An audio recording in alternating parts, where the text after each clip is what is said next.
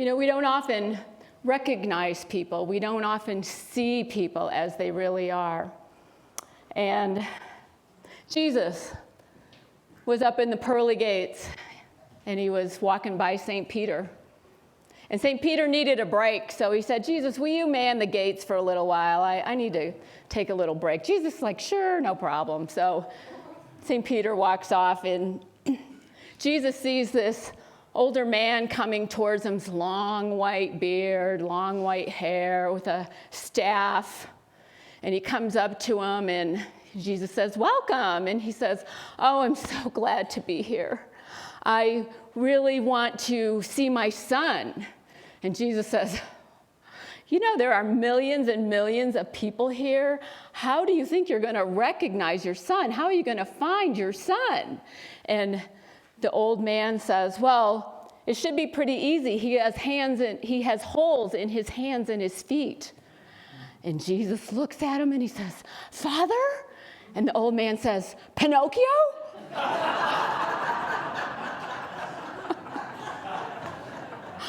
Oh, man. I just loved that when I saw that one.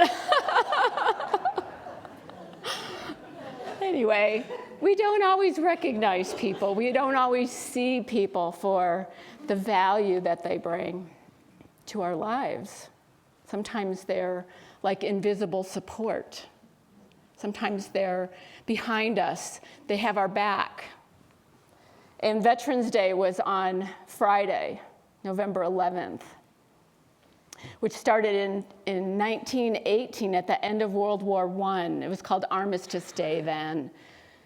And it came about on the 11th hour of the 11th day of the 11th month of the year.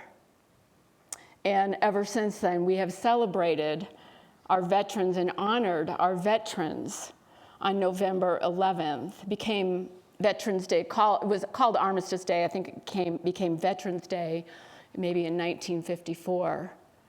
But it's a day to remember who's got our backs, who's supporting us, who's there defending our rights for freedom, for this country. And it's a day when we honor those who bravely fought for us or served our country for us.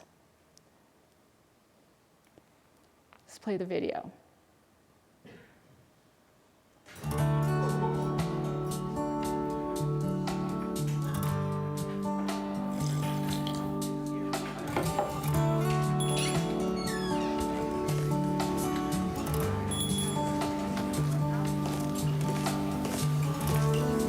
Can I help you?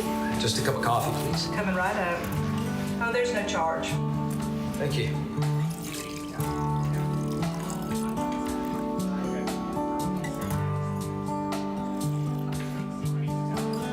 Here you go.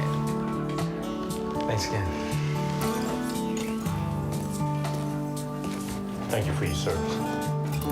Thank you for your support. Can I take a picture? Sure. All right, smile. There you go.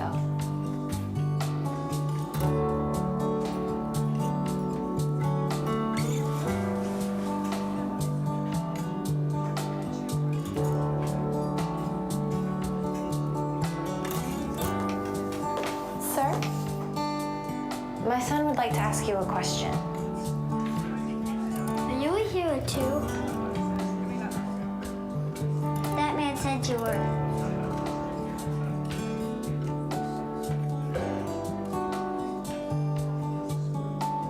I just served as best I could.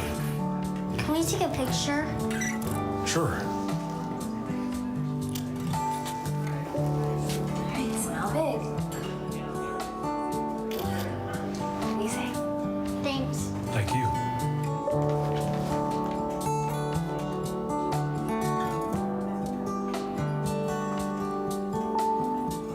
Thank you for your service. Thank you for your support.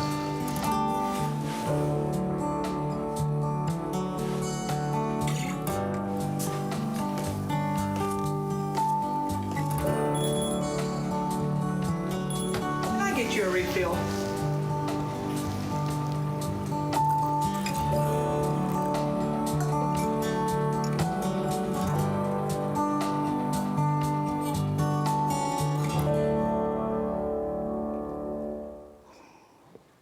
That touches me every time I watch that. I just served the best I could. I just served the best I could. You know, our veterans, whether they were drafted or enlisted, they just served the best they could. They answered that call of duty. That call of duty that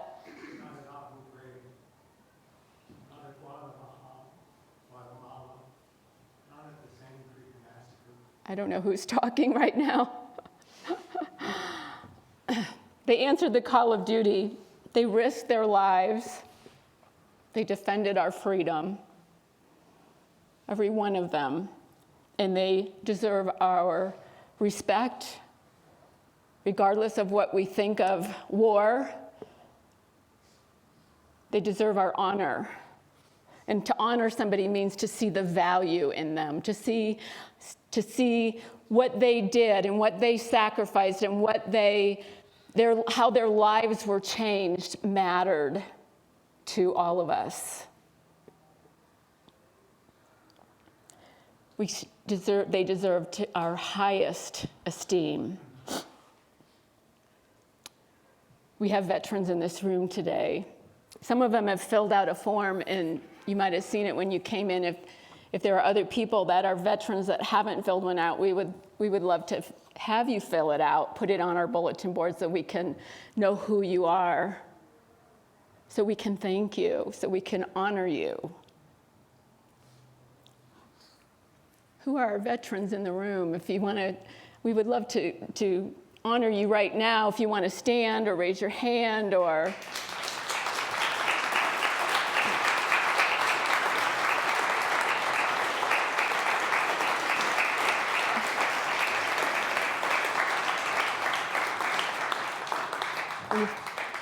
We thank you. We see you. I can't imagine what some of you had faced in serving our country. Combat, boot camp, having to take orders without question. How many of us would want to do that? Not easy. Not easy. There's a veteran from World War I. His name was Buckminster Fuller. Maybe you've heard of him. He was in the Navy. And Buckminster was a genius, and he was extremely intelligent and had a hard time learning in a school in the traditional way of school. He was expelled from Harvard twice. He had a hard time finding work that was meaningful to him, and he ended up in the Navy in World War I, and when he got out, he got married, had a daughter. In 1922, that daughter died. She was 4 years old. And he took that very hard. He was in a deep state of depression for several years, and he was trying to find work, and the company that he was working for that he had started went under, and he blamed himself for his daughter's death because of the living conditions that they were in. And in 1927, his wife had just had another baby, and he thought that the best thing he could do for his family was to drown himself in Lake Michigan so they could collect the life insurance. And just as he was about to do that, he heard a voice. He heard a voice that said this: "From now on, you need never await temporal attestation to your thought. You think the truth. You do not have the right to eliminate yourself. You do not belong to you. You belong to the universe. Your significance will remain forever obscure to you, but you may assume that you are fulfilling your role if you apply yourself to converting your experiences to the highest advantage of others. Buckminster honored that voice within him. He heard that call. He decided, once he heard that he's looking for a temporal attestation. He's looking for a worldly affirmation of who he is. But he listened to that voice that said, you don't need that. That is not where you get your value. You don't get your value out in the world. You get it because you were born with it, because it's innately yours. And so he said that he chose to embark on what he called an experiment to discover what the little, penniless, unknown individual might be able to do effectively on behalf of all humanity. And he went on to, over the next 54 years, to author 28 books. He was awarded 25 patents. He had 47 honorary doctorates in arts, science, engineering, and humanities, and he traveled the world 57 times lecturing and interviewing and changing worldviews. He was an amazing man, all because he trusted the universe. He trusted Spirit. He knew Spirit had his back. Spirit had his support. He was supported by Spirit. We are more supported than we know. We're more supported than we think. And it's so hard because we look out here. We look out into the world for it instead of where it is, where the source of it is, which is within us. That's Unity's second principle, by the way. We have this divine essence that we are that. We are the divine. We are divine. We have guidance coming at us all the time, but when we're stuck in our egos and not getting our way and having to control things, we don't hear it because the ego is so loud and urgent. One of the best things we can do is honor ourselves as the divine beings we are. Honor that voice. Honor that still small voice that is always inviting us to a different way of being, always inviting us. And we get to choose. And then honor ourselves as the human beings we are, not comparing our hardship with someone else's hardship and who's got it worse. It doesn't matter. We all have our own stuff to work on. We all have our own crosses to bear. Give yourself space for that. Let yourself be fully human and fully divine, because it's what we are. If we can hold that paradox.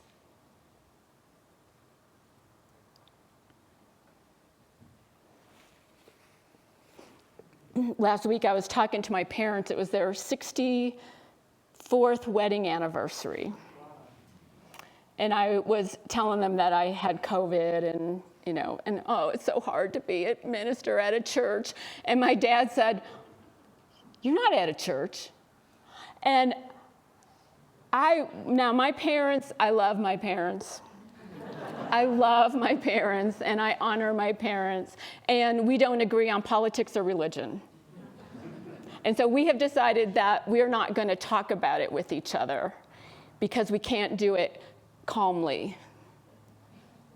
That we can just accept each other and our differences and honor that. And so when my dad said, "You're not a minister at a church," I was,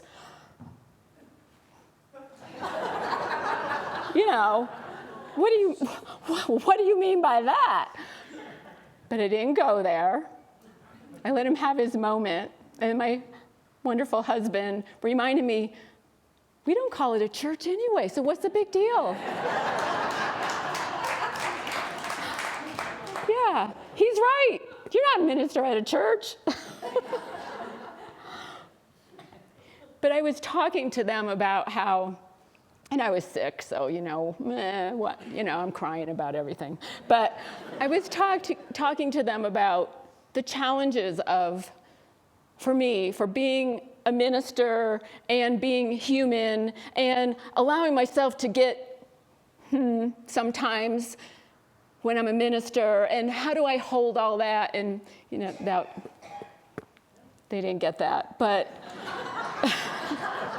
they didn't. But in my spiritual direction class this week, we had to bring something to the class, something that kind of explained our spiritual journey and where we were at right now.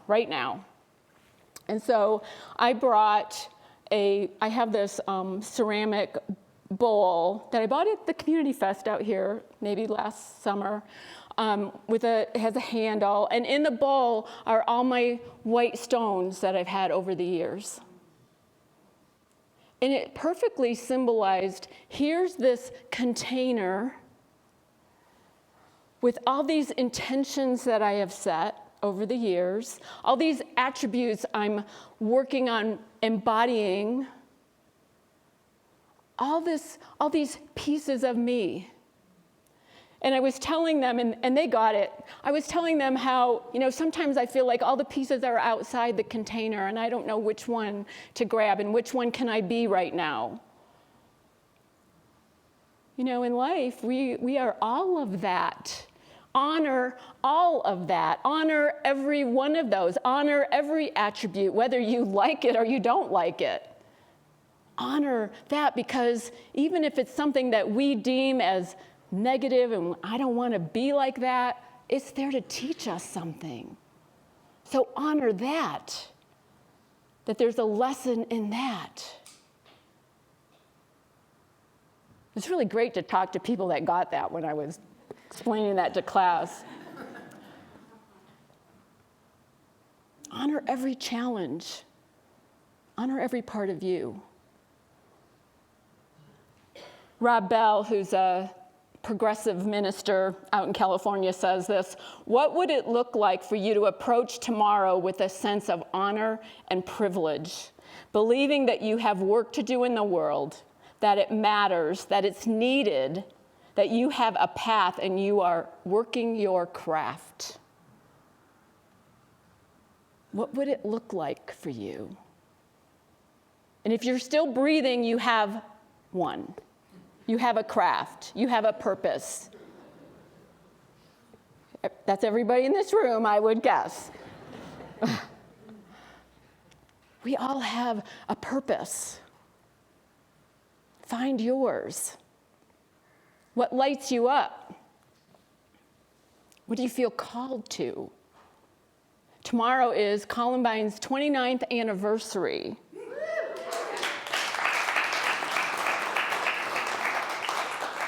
And we have some founders here in this room. I don't know where Pat is. Pat's back here. Colleen and George, you can stand up.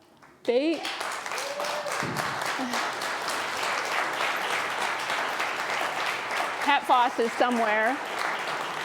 Pat Foss is in the back. They had guidance. They had a calling. Look what happens when you answer that call. That call to duty, that thing that is yours to do. Look at what has transpired from that thought. It takes one thought. One thought that we act on. We're so grateful that we have Columbine. And we are grateful to everyone in this room because everybody has contributed. Absolutely. I'm not. It's okay. She's saying she's grateful to everyone in this room because everybody's presence contributes to what we are today, to what this community has become, to what this community is emerging towards. It's a beautiful thing because somebody answered a call. Somebody listened to that voice within. Somebody honored that divine calling. Friday, we watched a cute, quirky movie called Enola Holmes 2. Anybody see it? It's so cute. Anyway, I love anything that's based on a true story, and there was very little truth in the story, but it was about Sarah Chapman, who honored women and stood up for them with cruel treatment, working conditions, and poor working conditions and poor treatment of the women. And they were called the Match Girls of Bryant and May. They made matches, they made the matches and then they boxed them up. And Sarah Chapman in 1988 started the Match Girls strike.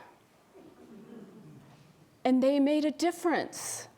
Working conditions changed because they stood for what they believed was right.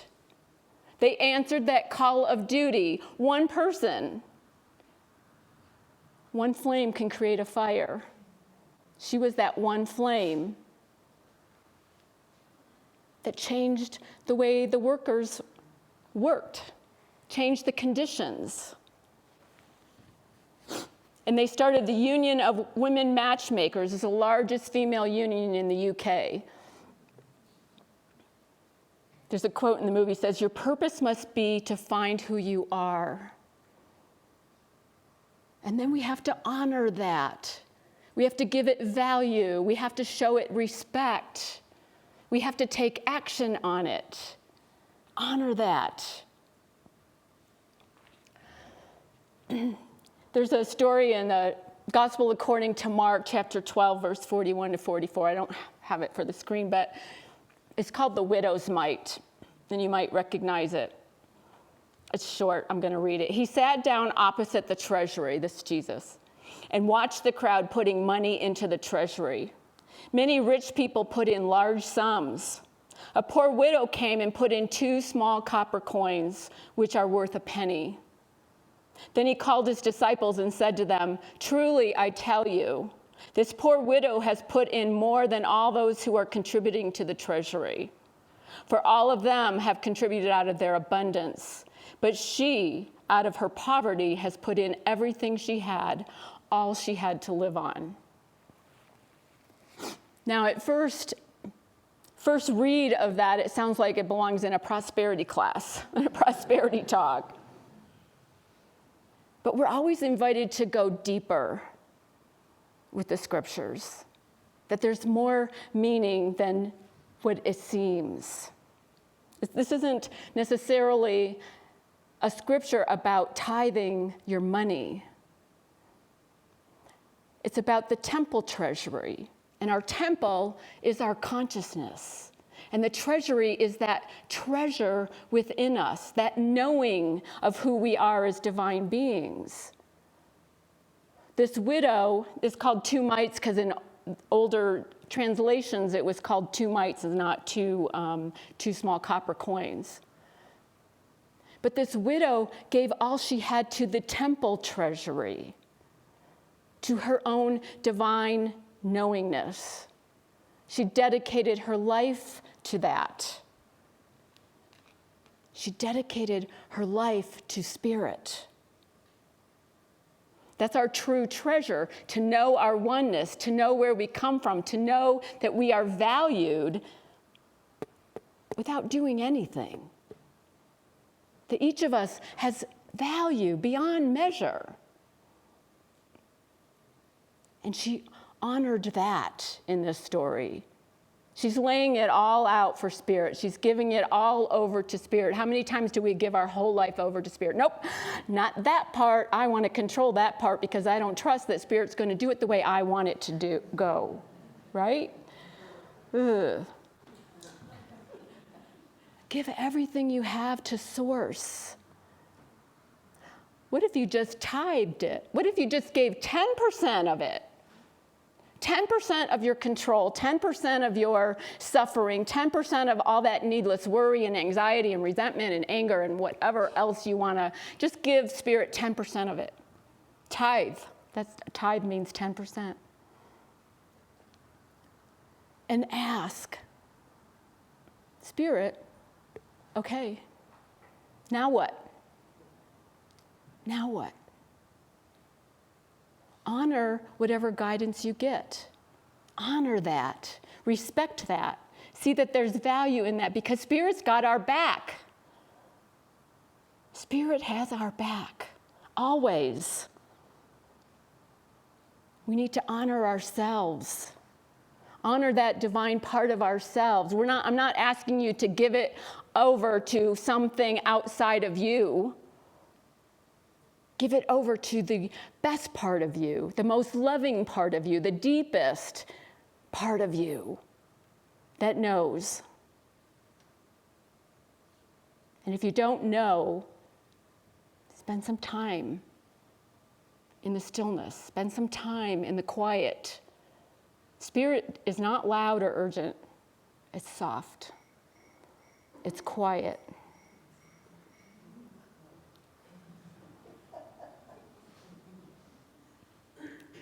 Okay. We need to give up part of our temporal needs to our divine essence. Then we value ourselves. Then we honor ourselves. Then we're honoring Spirit in the best way we can. We have that poster out there that says, love your neighbor as yourself. It could just as easily say, honor your neighbor as you honor yourself. See the value in you. See that value because it's there. No matter what you're going through, no matter what you've gone through in the past, it's still there. That value is still there. And as we honor ourselves, as we see our value, as we see ourselves as we fully, truly are, the beautiful divine souls that we are, then from the overflow of that honoring, we can honor people outside of us. We can honor others. That's the invitation. That's the call. That's that call to duty that our veterans so proudly did in their lives. We need to do that for ourselves, for our children, for our grandchildren, for our neighbors, for other people in our lives. The best way we can honor them is by honoring us first. Are you willing to honor yourself? We do this with our words, we do it with our thoughts, we do it with our actions, we do it with our intentions.